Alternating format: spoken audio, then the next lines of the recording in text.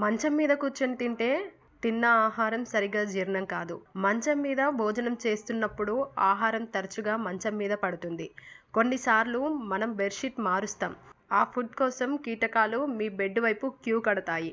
మీకు ఈ చెడు అలవాటు ఉంటే ఇప్పుడే వదిలేయండి. పాతకాలంలో అయితే అందరూ కింద కూర్చొని సహపంక్తి భోజనాలు చేసేవారు. ఏ పనులు ఉన్నా సరే తినే సమయానికి అందరూ వచ్చేసేవారు. కానీ ఇప్పుడు ఆ పరిస్థితి లేదు. సమయం చిక్కునప్పుడు అలా ఫుడ్ లాగించేస్తున్నారు.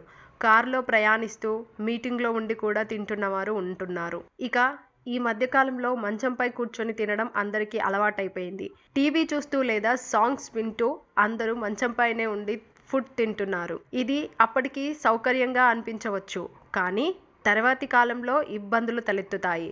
మనం ఏం తింటున్నాం అనేది మాత్రమే కాదు, ఎలా తింటున్నాం అన్నది కూడా ఇంపార్టెంట్. మంచం మీద కూర్చొని ఎందుకు తినకూడదు, ఈ డీటెయిల్స్ ఇప్పుడు తెలుసుకుందాం. మంచం మీద కూర్చొని భోజనం చేసి అక్కడే పడుకోవడం వల్ల జీర్ణక్రియ సమస్యలు తలెత్తుతాయి. ప్రతిరోజు మంచం మీద భోజనం చేయడం, మంచం మీద వంగి ఉన్న పరిస్థితుల్లో తినడం జీర్ణక్రియను ప్రభావితం చేస్తుంది. ఇది అజీర్ణం మొదలైన వాటికి కారణమవుతుంది. నిటారుగా కుర్చీలో కూర్చొని భోజనం చేయడం వల్ల పేగుల ఆరోగ్యం మెరుగుపడుతుంది. సాధారణంగా మనం బెడ్పై కూర్చొని భోజనం చేస్తున్నప్పుడు టీవీలో ఏదో ఒకటి చూస్తుంటాం, లేదా ఆన్లైన్లో ఏదో సెర్చ్ చేస్తూ ఉంటాం. అటువంటి పరిస్థితుల్లో మనసు చంచలంగా ఉంటుంది. ఈ సందర్భంలో మనం అతిగా తింటాము లేదా తక్కువగా తింటాము. అందువల్ల మీ బరువు పెరగడానికి లేదా తగ్గడానికి ఛాన్స్ ఉంటుంది. మంచం మీద కూర్చొని భోజనం చేసేటప్పుడు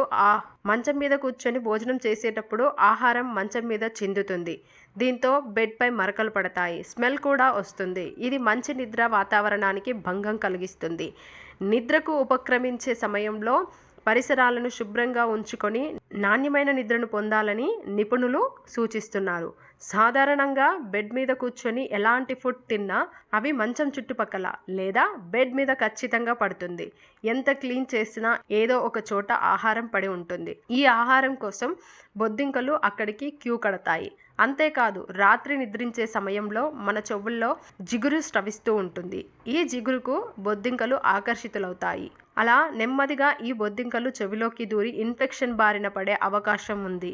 ఇలాంటి మరిన్ని వీడియోస్ కోసం సబ్స్క్రైబ్ చేసుకోండి.